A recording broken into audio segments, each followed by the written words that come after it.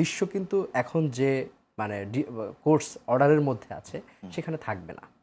এবং আমি ধরেই নিচ্ছি যে যুক্তরাষ্ট্র এই চুক্তিটা বাংলাদেশকে এক ধরনের হাত পা দিয়ে বেঁধে ফেলেছে। এই চুক্তির কারণে এই জায়গায় কোনো প্রভাব পড়বে কিনা? অবশ্যই দেখুন, এই চুক্তিটির মানে আদ্যপান্ত শুরু হয়েছিল সেই ধরেন 2 এপ্রিল 2025। এবং দেখেন তখনকার যদি আপনি গণমাধ্যমগুলো দেখেন, ওই যখনই ট্রাম্প এই 157টা দেশের উপর এটা ঘোষণা করলেন, তার দুদিন পরে কিন্তু আমাদের তৎকালীন ইন্টারিমের যিনি প্রধান ডক্টর ইউনূস কিন্তু ট্রাম্পকে একটা চিঠি লিখেছিলেন এবং এই সামগ্রিক বিষয় নিয়ে যে বাংলাদেশের জন্য এই 35% এটা ভয়াবহ বিষয় এবং এটা কিন্তু তাকে অবহিত করা হয়েছিল। এবং দেখেন যদি আমি মুক্ত বাণিজ্যের জায়গায় চিন্তা করি যে গত 8 দশক ধরে যুক্তরাষ্ট্র কিন্তু সারা পৃথিবীকে সেটা বিশ্ব বাণিজ্য সংস্থা বলেন, IMF বলেন, বিভিন্ন সংস্থার মাধ্যমে কিন্তু শিখিয়েছে যে তোমরা মুক্ত বাণিজ্যে আসো, তোমরা প্রতিযোগিতা বাড়াও। এই জায়গাটা কিন্তু যুক্তরাষ্ট্রের শেখানোই একটা জায়গা। তো সেখানে আজকে আমাদের মানে যুক্তরাষ্ট্রে বাংলাদেশের পোশাক শিল্পের একচেটিয়া একটা বাজার ছিল। তো এবং ট্রাম্প কিন্তু আমাদের ওই জায়গাটাই মানে যেটা বলা যায় আমি বলতে পারি যে আমাদের হৃৎপিণ্ড বলতে পারি যে মানে এই তৈরি পোশাক খাতটা সেখানটা কিন্তু সে ধরে টান দিয়েছে এবং তার মূল ফোকাসই কিন্তু ওইটাই যে বাংলাদেশকে কোন জায়গায় আমি কাবু করতে পারবো। এবং সেই প্রক্রিয়া যদি আপনি চিন্তা করেন খুব একটা সহজ ছিল না কিন্তু। এবং এই যখন ওষুধের বিষয়টা আপনি যেটা প্রশ্ন করলেন, ধরেন আমাদের এখন দেশীয় যদি আমি চাহিদার যোগানের কথা চিন্তা করি, প্রায় 97% কিন্তু আমাদের নিজেদের সক্ষমতা থেকেই আমরা তৈরি করছি। এখন যেটা ঝামেলা যেটা হয়, ধরেন জেনেরিকের কারণে অনেক বিদেশি কোম্পানি এখানে কিন্তু এসে তাদের মানে আমাদের এখানে তৈরি করছে, আমাদের সাথে মিলেমিশে ব্যবসা করছে। আপনি যেটা বললেন 100 দেশে বেশি দেশে রপ্তানি হচ্ছে। তো স্বাভাবিক কারণে এই যে জেনেরিক ফর্মুলায় তারা কিন্তু আমাদের এখানে কোনো কোম্পানির জন্য এক্সট্রা পে করতে হচ্ছে না, কোনো আইপি ফি লাগছে না। তো যখনই ট্রাম্প এক ধরনের বাইন্ডিং এগ্রিমেন্ট দিয়ে বলে দিচ্ছেন যে এটা করতে পারবে না, তখন কিন্তু এই প্রতিটা বিদেশি কোম্পানিকে তাকে কিন্তু এখানে এক্সট্রা পে করতে হবে। এবং সেই ফিটা কোথায় গিয়ে দাঁড়াবে? ধরেন আমরা যেটা তুলনামূলক, ধরেন আমি যখন ভারতে যাচ্ছি, ধরেন আমি ভারতে ধরেন আমার একটা সময় প্রায় 2 মাস থাকতে হয়েছে কোনো একটা কাজে। তো আমি দেখলাম ওখানে গিয়ে ট্রিটমেন্ট পারপাসে অনেক ওষুধ আমাদের এখান থেকেও ভারতও নিয়ে যাচ্ছে, অথচ তার অনেক ক্ষেত্রে কিন্তু তার আমাদের চেয়ে অনেক ক্ষেত্রে আগানো। আমাদের এখান থেকে সস্তায় কিন্তু সেই ওষুধটা জেনেরিকভাবে তারা নিয়ে যাচ্ছে ভারত, ওখানে ইউজ করতেছে। তাহলে এই যে সাপ্লাইমেন্ট, তখন কিন্তু আমার গর্বে বুকটা ভরে উঠতেছে যে শালা আমার দেশের ওষুধ আমি এখানে পাচ্ছি এবং তারাই গল্প করছে যে না তোমাদের এটা সস্তায় আমরা এখানে নিয়ে আসছি। তাহলে এই যে সাপ্লাইটা, তাহলে যখন এই অতিরিক্ত আপনার ফিস দিতে হবে তখন কিন্তু আমার এটা ধরেন কোথায় 700, 800, 1000 গুণ কিন্তু বেড়ে যাবে। 1000 গুণ? হ্যাঁ, তখন এটা আমার অনেক ক্ষেত্রে কৃত্রিম, আর আমাদের দেশে যেহেতু এক ধরনের মজুদদারি আছে, কৃত্রিম সংকট তৈরি করার একটা প্রবণতা আছে, তো স্বাভাবিক কারণে বলবো যে আমার এই ওষুধ বাজারে নেই।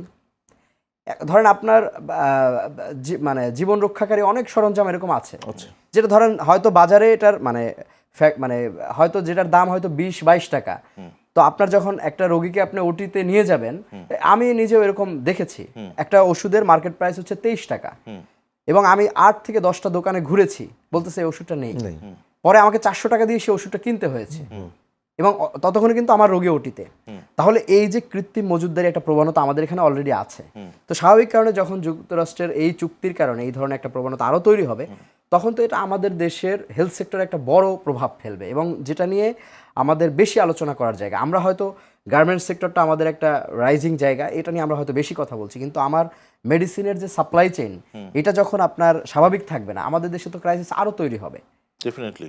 আর প্রাইস যদি এত বেড়ে যায়, সেটা তো আমার দেশের গরিব মানুষ এমনি ওষুধ কিনতে পারে না, সেক্ষেত্রে তো আরো ভয়াবহ তৈরি করবে। এবং আরেকটা বিষয় আপনাকে বলে রাখি যে ধরেন ট্রাম্প যখন এই বিষয়গুলি, ট্রাম্প কিন্তু নিজেও জানতো এবং সে হচ্ছে এই যে দেশগুলোর উপরে সে শুল্ক আরোপ করেছে সবাইকে এক ধরনের বাইন্ডিং এর ভিতর নিয়ে আসার জন্য কিন্তু সে ইচ্ছা করে এই কাজটা করেছে যে তোমরা আমার সাথে আলোচনার টেবিলে আসো।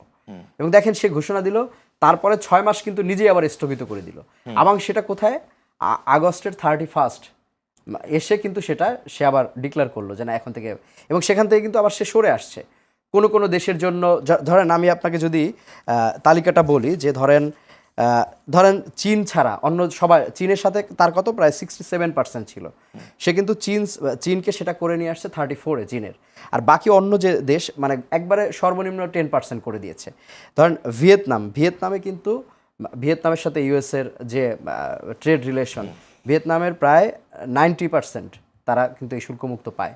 সেখানে ভিয়েতনামকে করে দিল 45, এরপরে আমাদের কিন্তু 74, যেটা আমি আগে বলেছি, সেখান থেকে তারা 37 বললো যে 37 তোমাদেরকে দিতে হবে, তারপরে সেটা বার্গেনিংয়ে এসে 35, এরপরে লাস্টে এসে এখন 19-এ ঠেকেছে। তাও কি ওই যে আমার পোশাককে সে শুল্কমুক্ত প্রবেশাধিকার দিবে, এর বাইরে তার মানে প্রায় 6,500 পণ্যের উপরে তাও ধাপে ধাপে ধাপে ধাপে আমাকে আমার পোশাককে সে 19% নিবে আর ও 6,500 পণ্য না, আমাকে পোশাককে সে শুল্কমুক্ত দিবে, পোশাককে সে শুল্কমুক্ত দিবে, তার শর্ত হচ্ছে বাকি শুল্কমুক্ত না, আসলে এখনো তো 15.5% দেওয়া লাগছে। হ্যাঁ, ওটা দেওয়া লাগছে না, মানে ওইটাই বললাম যে সে ওই জিনিসটা সে মানে অ্যাগ্রি করবে, কিন্তু অন্যান্য প্রোডাক্টের উপরে তার এরকম বিভিন্ন ধাপ সে বেঁধে দিয়েছে, যে কোনোটাই হচ্ছে আপনার 17%, 20%, হ্যাঁ প্রোডাক্ট ওয়াইজ। এবং এখানে আরেকটা ইন্টারেস্টিং বিষয় দেখেন, ট্রাম্প কিন্তু অলরেডি নিজ দেশে একটা লেজেগোবরে অবস্থা পাকিয়ে ফেলেছে এই এগ্রিমেন্টটা নিয়ে। প্রথমে ধরেন ক্যালিফোর্নিয়া মামলা হলো, এরপরে সেটা গড়াতে গড়াতে কিন্তু এখন সুপ্রিম কোর্ট চলে গিয়েছে, এবং সুপ্রিম কোর্ট কিন্তু গত ফেব্রুয়ারিতে অলরেডি এটা নিয়ে কিন্তু ফেব্রুয়ারির সম্ভবত 10 তারিখে আমাদের এগ্রিমেন্টটা হলো 9 তারিখে, আর 10 তারিখ কিন্তু মার্কিন সুপ্রিম কোর্ট এটাকে অবৈধ ঘোষণা করেছে এবং বলেছে যে প্রেসিডেন্ট তার নির্বাহী ক্ষমতা প্রয়োগ করে এই ধরনের এগ্রিমেন্টে যেতে পারে না। এখন যেটা হয়েছে ধরেন, তার মানে এই বাকি সময়টাই কিন্তু অনেক দেশ কিন্তু তাকে এক্সট্রা পে করে কিন্তু মানে তার সাথে ট্রেড করেছে, এবং অলরেডি কিন্তু ইউএসের যে গণমাধ্যম তারা বলতেছে অলরেডি সম্ভবত 160 crore এরকম মেবি মানে 116 কোটি মার্কিন ডলার এরকম একটা তাদের কিন্তু যারা ইয়ে করেছে মানে তাদের সাথে ট্রেড করেছে তাদেরকে ফেরত দেওয়া হতে পারে, এরকম এক ধরনের কিন্তু মার্কিন গণমাধ্যমে এটা নিয়ে আলোচনা হয়েছে। যখন এই রায়টা হয়ে গেল তখন কিন্তু এটা নিয়ে ব্যাপক আলোচনা চলছে যুক্তরাষ্ট্র জুড়ে। এর বাইরে আরেকটা বিষয় দেখেন, যদি ট্রাম্প বাংলাদেশকে এরকম, যদি আপনি ইন্টারন্যাশনাল ল এর কথা চিন্তা করেন, ইন্টারন্যাশনাল ল অনুযায়ী কিন্তু আপনি এরকম পারেন না কোনো একটা সিলেক্টিভ কান্ট্রিকে সিলেক্টিভ প্রোডাক্টের উপরে আপনি কিন্তু এরকম শুল্ক আরোপ করতে পারেন না। এটা ইন্টারন্যাশনাল ল এর উপরেই আপনার এক ধরনের বাইন্ডিংস আছে, সেটাও কিন্তু ট্রাম্প এটা অমান্য করলো এই জায়গাটায় চিন্তা করেন। এখন যদি মানে যেহেতু মার্কিন সুপ্রিম কোর্টের একটা রায় হয়ে গেছে, এখন কিন্তু চাইলেই যুক্তরাষ্ট্র জুড়ে ট্রাম্পের বিরুদ্ধে প্রচুর এরকম মামলা আরও হবে, স্বাভাবিক কারণে, কারণ যে যার স্বার্থ দেখবে, যাদের চুক্তি হয়েছে সবাই কিন্তু তার স্বার্থটাকে এখন দেখবে বড় করে, যে আমি তাহলে কোন ধরনের অ্যাগ্রিমেন্টে তার সঙ্গে যাব। এবং দেখেন যদি এই জায়গাটায় যদি ট্রাম্প বাংলাদেশকেও আবার বেশি প্রেশার করতে চায়, যে তুমি আমার বাংলাদেশকে সে 19% দিয়েছে, ভারতকে প্রথমে 35 থেকে সে 18-তে নিয়ে এসেছে। এখন যদি কোনো একটা কান্ট্রি, এই যে ধরেন 157টা দেশের কোনো একটা কান্ট্রি যে ইউএসের সাথে ট্রেড করে, সে যদি সংক্ষুব্ধ হয়ে মামলা করতে যায় যুক্তরাষ্ট্রের বিরুদ্ধে যে সে তো ইন্টারন্যাশনাল ল মানেনি, এবং সে যদি এগ্রিমেন্ট হিসেবে দেখায় যে বাংলাদেশকে এই চুক্তির আলোকে, বাংলাদেশের এই চুক্তিটাকে যদি সে নিয়ে আসে যে এই চুক্তির আলোকে বাংলাদেশকে এই শর্ত সাপেক্ষে বাংলাদেশকে এটা সাপোর্ট দিয়েছে, এটা কিন্তু সে ট্রাম্প পারে না, তখন কিন্তু সে চাইলে বাংলাদেশের এগেনস্টেও মামলা করতে পারে কোনো সংক্ষুব্ধ দেশ। তাহলে ট্রাম্প কিন্তু শুধুমাত্র যুক্তরাষ্ট্রকে তালগোল অবস্থায় পাকায় নেই, সে কিন্তু আমাদেরকেও অন্য যারা আমাদের কম্পিটিটর কান্ট্রি, ধরেন ভিয়েতনাম পোশাকে তো আমার সে কম্পিটিটর, তো সেই জায়গায় তাকেও কিন্তু সংক্ষুব্ধ করে দিয়েছে। ওকে, আমরা একটু জনাব মাজেদুল হক আপনার কাছে আসতে চাই। এই চুক্তি আমাদের উপর প্রভাব, এগুলো নিয়ে আমরা অনেকক্ষণ আলোচনা করছি, পাশাপাশি সামনে আরও একটা ইস্যু আছে, আমাদের একটা বার্নিং ইস্যু এই মুহূর্তে চলছে, ঠিক এই মুহূর্তে না, আপনি দেখেন গত কয়েক বছর ধরেই ইন্টারিম গভর্নমেন্টের আগেও আওয়ামী লীগ সরকার যখন ক্ষমতায় ছিল তখন থেকেই আমি একটা ইস্যু আনতে চাই এই চুক্তির ইস্যুর মাঝখানে, সেটা হচ্ছে IMF এর লোন। IMF থেকে লোন নিতে গিয়ে আমরা নিজেদেরকে নানা রকম সংস্কার করতে হবে IMF এর প্রেসক্রিপশন অনুযায়ী। সেই সংস্কারগুলো যেগুলো আমরা করেছি, চুক্তি নিয়ে এতক্ষণ যে আলোচনা করলাম যে মার্কিন এই চুক্তি আমাদের ফেভারে যাচ্ছে না, IMF এর থেকে লোন নিতে গিয়ে IMF এর শর্ত পূরণ করতে গিয়েও আমরা যে সকল সংস্কার করেছি সেগুলোও তো আমাদের ফেভারে যায়নি, তবুও কেন এই IMF এর লোন আমাকে, এই যে রিসেন্টলি একটা IMF এর লোনের যে কিস্তি নিতে হবে, সেই কিস্তি নেওয়ার জন্য আমি কেন আরও এত পরিবর্তন করছি? জি দেখেন, IMF হচ্ছে যে কোনো রাষ্ট্র যখন বিপদগ্রস্ত থাকে, দেউলিয়া হয়ে যায়, যেরকম শ্রীলঙ্কা হয়েছিল কিছুদিন আগে, তা শেষ আশ্রয়স্থল হচ্ছে IMF। তখন IMF বেল আউট প্যাকেজ দেয়, বেল আউট প্যাকেজ দিয়ে অর্থনীতিটাকে যে চাঙ্গা করে দেয়। এক দ্বিতীয় নম্বর কথা হচ্ছে যে সারা বিশ্বের সেন্ট্রাল ব্যাংকদের কিন্তু মনিটরিংয়ের একটা তদারকি IMF এর কাছে আছেই, তাই না? দ্বিতীয় নম্বর, এর মাঝে আপনি একটা কথা বলছেন যে IMF এর ঋণ কেন দরকার বা কেন বা IMF এর কাছ থেকে আমরা ঋণ নিব। যার জন্য আমাদের অনেক কিছু স্যাক্রিফাইস করতে হচ্ছে।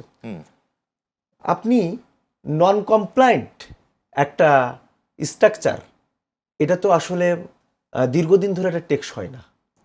আপনি যখন ফরেন এক্সচেঞ্জ রিজার্ভ একসময় কাউন্ট করতেন, যাকে ঋণ দিচ্ছেন রিজার্ভ থেকে, সেই ঋণও আপনি বলছেন যে আমার রিজার্ভ এখন এত আছে, বর্তমান রিজার্ভ এত আছে। আসলে বর্তমান রিজার্ভ এত নেই। আপনি নিটকে না বলে আপনি টোটালকে বলছেন, তাই না? তাহলে সেখানে আইএমএফ বলছে আপনি BPM 6 অনুযায়ী ইন্টারন্যাশনাল মেথড ইউজ করেন। ব্যাংকে যে খেলাপি ঋণ, আইএমএফ বলেছে যে আপনি ইন্টারন্যাশনাল মেথড ইউজ করে খেলাপি ঋণ বের করেন। আপনার রাজস্ব খাতে সংস্কার, ইন্টারন্যাশনাল মেথডগুলো ব্যবহার করতে গিয়ে আমার দেশের যে 12টা বাজতেছে না, সেটা মানে কোন এইটা সাইডের কথা ওভার দ্য বলছেন? নাইটই কেন করতে হবে? ওভার দ্য নাইট করতে গিয়ে তো 12টা বাজতেছে। এই যে ঋণ খেলাপির কথা বললেন আপনি, ঋণ খেলাপি কত ছিল? ধরেন 1.5 লাখ কোটি টাকা। এখন ঋণ খেলাপি এখন কত আছে? 6 লাখ কোটি টাকা। 6 লাখ কোটি টাকা। কেন হয়েছে? তার হঠাৎ করে কি 4 গুণ ঋণ খেলাপি বেড়ে গেছে? না, আইএমএফ স্ট্যান্ডার্ড চেঞ্জ করতে স্ট্যান্ডার্ড বলেছে, চেঞ্জ করতে আমি জি। স্ট্যান্ডার্ড চেঞ্জ করেছি। জি। ঋণ খেলাপি 6 গুণ বেড়ে গেছে, বেড়ে আমার গেছে। 30টা ব্যাংক বসে গেছে। বসে গেছে। আচ্ছা, তাহলে এটা কি, এই যে 30টা ব্যাংক বসে গেছে, এটা কি মানে ইচ্ছাকৃতভাবে বসে গেছে না অ্যাকচুয়ালি বসে গেছে? আপনি তাহলে তো আমার- পলিসিগতভাবে বসায় দিয়েছেন। না, আপনার তো over the night policy change করে না, বসিয়ে সেটা দিয়েছেন। হচ্ছে যে এটা যদি দেখেন- আস্তে আস্তে ইমপ্লিমেন্ট হ্যাঁ, করতেন সেটা তাহলে হচ্ছে হয়তো যে বা ব্যাপারটা এই যে এরকম হতো না। তথ্যের বিভ্রাট, বাংলাদেশের যে জিডিপির যে ফিগারটা, এই যে আপনার BBS Bangladesh bureau of statistics নিয়ে নানা ধরনের সমালোচনা বছরের পর বছর হচ্ছে না? হচ্ছে। তাহলে জিডিপি যেভাবে যে হারে বাড়ছে, সে হারে আপনার তথ্যের electricity বিভ্রাটের consumption কারণে বাড়ছে কয় না। কোটি মানুষ গরিব হচ্ছে? হ্যাঁ, এখন কথা হলো, মানে একটা জিনিস বলেন, তথ্যের বিভ্রাটের কারণে কয় কোটি লোক গরিব হইল? হ্যাঁ, এখন তথ্যের বিভ্রাট, এখন তথ্যের বিভ্রাটের কারণে গত, যদি আপনি ধরেন 1 যুগ যদি দেখেন বা 1 দশক যদি দেখেন, 2010 সালের পর থেকে যদি দেখেন, বাংলাদেশে দিনে দিনে দরিদ্র মানুষের সংখ্যা কমতে কমতে 18% পর্যন্ত নেমে আসছিল সর্বশেষ। right, আপনি নিজেই লিখছেন, Right. আপনি নিজেই লিখেছেন Right. যে এখন এটা আবার বাড়ছে আবার এবং বাড়ছে। সামনে আরো বাড়তেছে। গত প্রায় 40 লাখ মানুষ গরিব হয়েছে মাত্র গত 2 বছরে। এখন তো এই যে ধাম করে মানুষ গরিব হয়ে যাচ্ছে, আচ্ছা, ঠিক আছে, এটা তো শুধুমাত্র পলিসিগত কারণে, এবং এই পলিসিগত পলিসি নিতে কারণে। হচ্ছে IMF এর কারণে। আচ্ছা, IMF এর কারণে আপনি বলছেন, আপনি IMF কে দোষারোপ করছেন। এখন আমি বলি, IMF তো বলেছে প্রতি বছর 0.5% আপনি কর জিডিপি অনুপাত বাড়ান, রাজস্ব আয় বাড়ান। আচ্ছা, গেল। আমরা কি এটা বাড়াতে পারছি? বাড়াতে পারছে না। আপনি যে হারে বাংলাদেশের ঋণ জিডিপি অনুপাত বাড়ছে, সে হারে কি আপনার কর জিডিপি অনুপাত বাড়ছে? না। তাহলে ঋণ জিডিপি অনুপাত আপনার 40% হারে বাড়ছে, কর জিডিপি অনুপাত আপনার 5% হারে বাড়ছে। আপনি মানে কিভাবে আপনি রিপেমেন্ট করবেন কিভাবে? তাহলে আপনি যে ঋণটা নিয়ে আজকে হয়তো বোয়িং এর কাছ থেকে বিমান নেবেন, 14টা বিমান নেবেন, 45,000 কোটি টাকা আপনার ব্যয় হবে। এই বিমান তো চালাবেন শাহজালাল আন্তর্জাতিক বিমানবন্দর দিয়েই তো চালাবেন, তাই না? চলাচল করবে। এই বিমান কিনতে যেয়ে তো আপনার শাহজালাল আন্তর্জাতিক বিমানবন্দর লিজ দিতে হতে পারে, বিক্রি করতে হতে পারে। আপনার তো ক্যাপাসিটি কোথায়? তাহলে বিমান আমি কেন কিনবো? IMF বলেছে আপনি রাজস্ব সংস্কার করেন, আপনি NBR সংস্কার করেন, আপনি ব্যাংকিং খাত সংস্কার করেন। ব্যাংক খাত সংস্কার করলে তো আপনার ক্রেডিট ফ্লো বেড়ে যাবে, সব ব্যাংকগুলো ঋণ দিতে পারবে, অর্থনীতি চাঙ্গা হবে, আপনার শুল্ক বাড়বে, রাজস্ব বাড়বে। IMF এর কিন্তু IMF এর আপনি কর্মসূচিকে আপনি নেগলেক্ট করতে পারেন না। সেই কথা আমি বিমানের উদাহরণ দিলাম। আপনার কিছুদিন পরে তো বিমানবন্দরকে আপনাকে লিজ দিতে হবে, লিজ দিয়ে আপনাকে ঋণ পরিশোধ করতে হবে। আপনি হয়তো আজকে বিমান, কিন্তু আপনি নতুন করে 14টা বিমান কিনতে যাচ্ছেন, এটাই তো ভুল সিদ্ধান্ত। তাহলে এটা তো ভুল সিদ্ধান্ত। আমি এই সিদ্ধান্তকে নিয়েই তো বললাম যে এয়ারপোর্টে বিমানটা চলবে, ওই এয়ারপোর্টে জাপানের কাছে লিজ দিতে হবে আপনাকে ঋণ পরিশোধ করার জন্য। সুতরাং আমার অর্থনৈতিক সক্ষমতা কোথায়? আমার অর্থনীতি আজকে ঋণ নির্ভর অর্থনীতিতে পরিণত হয়েছে। যে ঋণ নিচ্ছে তার 70% আবার ঋণ পরিশোধ করতে হচ্ছে।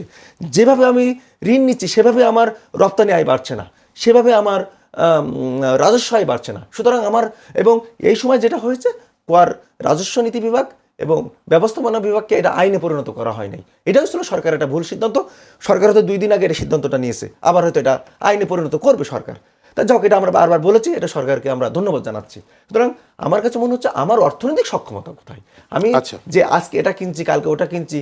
আমার বলা হচ্ছে যে যুক্তরাষ্ট্রের গমে বেশি, আপনার পুষ্টি বেশি, এটা কিছুদিন আগে বলা হয়েছে। সুতরাং আমার কাছে মনে হচ্ছে যে আমাকে বেঁচে থাকতে হবে, এখন সারভাইভ করতে হবে ভাই। ঠিক আছে, এর জন্য আমার দরকার আমার যে সক্ষমতা, আমার পকেটে যে টাকাটা আছে সেই টাকাটা, ওষুধ কোম্পানির কথা আজকে হলো, কিছুদিন পরে আমার দেশের মানুষ আউট অফ পকেট এক্সপেন্ডিচার আমার দেশে সব থেকে বেশি দক্ষিণ এশিয়ার ভিতরে। কিছুদিন পরে প্যারাসিটামলকে কিনতে হবে আপনাকে 20 টাকা দিয়ে, যেটা আপনি 2 টাকাতে কিনতেছেন। এই এই বাস্তবতার সামনে চুক্তির আলোকেই আপনাকে এই বাস্তবতা মেনে নিতে হবে। সুতরাং আমার দেশের মানুষ যখন মূল্যস্ফীতির চাপে আছে, জ্বালানি তেলের দাম বেড়ে গেল, আমি ঋণ নিতে হচ্ছে আমদানি ব্যয়, সেই মুহূর্তে আমি উচ্চ মূল্যে পণ্য আমদানি করার জন্য বিভিন্ন দেশের সাথে আমি গ্রিন সিগন্যাল দিচ্ছি। সুতরাং আমার অর্থনৈতিক বাস্তবতার নিরিখে আমাকে আসলে সিদ্ধান্তগুলো নিতে হবে। তাহলে জনগণ ভালো থাকবে, জনগণের আশা পূরণ হবে, প্রত্যাশা পূরণ হবে, সরকারও টেকসই হবে। জি, আপনাকে ধন্যবাদ। শাকিল মাহমুদ, আমরা অনুষ্ঠানের শেষের দিকে চলে এসেছি একেবারে। আমরা অনেকগুলো বিশেষ করে যুক্তরাষ্ট্রের চুক্তি এবং মাঝখানে ওনার সাথে আমরা IMF এর ঋণ নিয়েও একটু কথা বললাম।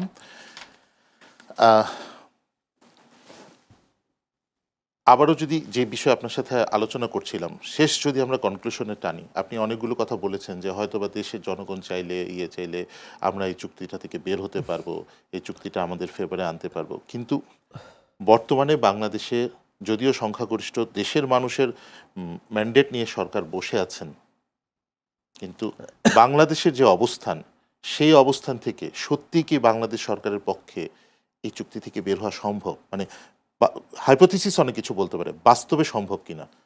কারণ এই যে বললেন প্যারাসিটামল 2 টাকাটা 20 টাকা হয়ে যেতে পারে, দেশের মানুষ সত্যি ভয়ঙ্কর রকমের সাফারের মধ্যে চলে যেতে পারে শুধুমাত্র চুক্তির কারণে, এবং দেশের মানুষ চাইবে চুক্তি থেকে বের হতে। দেখেন, আমি এখানে আসার আগে আমি একজন মার্কিন অ্যানালিস্ট, তার একটা ইন্টারভিউ আমি পড়ছিলাম, এবং তিনি ইউএসের একজন সাংবাদিক, ওনার নাম হচ্ছে গ্লেন ডিজেন। ওনাকে ইন্টারভিউতে উনি বলেছেন, উনি হচ্ছে কলম্বিয়া ইউনিভার্সিটির একজন ইকোনমিস্ট আর কি, স্যার হয়তো জানবেন, জেফ্রি ডি স্যাক্স।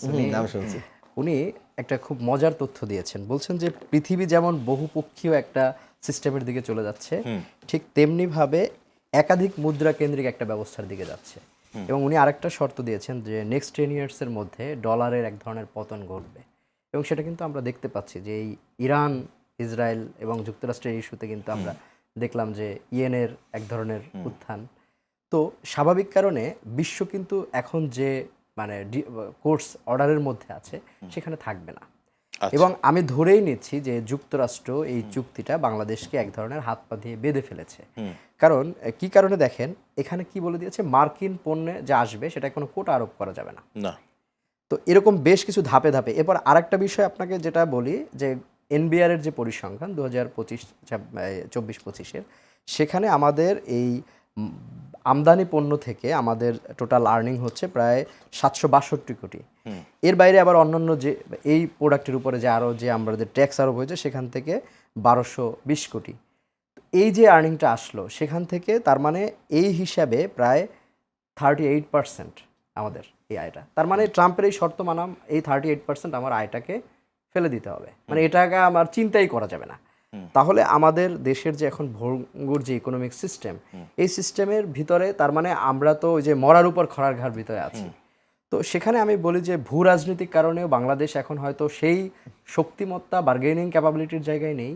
তবে এটা আমার পরামর্শ হচ্ছে, যারা সরকার আছেন, নীতি নির্ধারক আছেন, ফরেন পলিসি এক্সপার্ট আছেন, আমাদের বিজ আছে যারা বাংলাদেশ ইন্টারন্যাশনাল স্টাডি ইনস্টিটিউট যারা আছে, তারা যেহেতু এটা নিয়ে রিসার্চের জায়গায় কাজ করে, তো আমার মনে হয় এটা নিয়ে তারা বসতে পারে যে আমাদের যে শর্তগুলি এখনই পূরণ করলে না হয়, যেহেতু আমার গার্মেন্টস শিল্পকে আমার বাঁচাতে হবে, এবং হয়তো ওই সময় ইউনূস সরকারের জন্য এটা হয়তো বিকল্প ছিল না, মানে তাদের উপায় ছিল না। কারণ যেভাবে একের পর এক গার্মেন্টস বন্ধ হয়ে যাচ্ছিল, তারপরে যেভাবে আনরেস্ট তৈরি হচ্ছিল, শ্রমিকদের অসন্তোষ তৈরি হচ্ছিল, সে হয়তো এক ধরনের মানে বুঝ দেওয়ার জন্য কিংবা সমঝোতা করার জন্য এই জায়গাটায় লাস্ট মোমেন্টে সেটা করেছে। এবং যেহেতু ওই সরকারের যারা অংশ ছিলেন, সেই বার্গেনিং পার্টনার এখন কিন্তু আমাদের পররাষ্ট্রমন্ত্রী, তো স্বাভাবিক। এবং তিনি কিন্তু দীর্ঘদিন তার কূটনৈতিক যে ক্যারিয়ার, তিনি যুক্তরাষ্ট্রের সঙ্গে তার সুসম্পর্ক রয়েছে। তো সেই হিসাবে তিনি চাইলে এই চুক্তিটি পুনর্বিবেচনার জন্য বর্তমান যে গভর্নমেন্ট তাকে হেল্প করতে পারেন। এটা আমাদের প্রত্যাশা একজন সাধারণ মানুষ হিসেবে। এটা আমিও চাই যে যেহেতু আমরা দীর্ঘমেয়াদী এক ধরনের ঝুঁকির ভিতরে পড়ে যেতে পারি এই চুক্তির কারণে। বাংলাদেশ শুধুমাত্র সামগ্রিকভাবে আমরা যে বাণিজ্যিক ইস্যুতে তাও না, এটার ভিতরে আমার অনেক কিছু এটার সাথে ইনভলভ।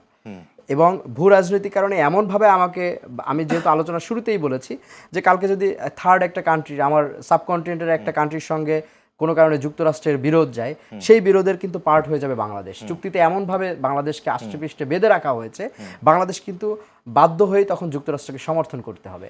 তো স্বাভাবিক কারণে এটা আমাদের বাংলাদেশের স্বাধীনতা এবং সার্বভৌমত্বের জন্য আমি মনে করি যে এটা একটা বড় চ্যালেঞ্জ ছুড়ে দিয়েছে এই চুক্তি, এবং এটাকে অবশ্যই পুনর্বিবেচনা করা উচিত।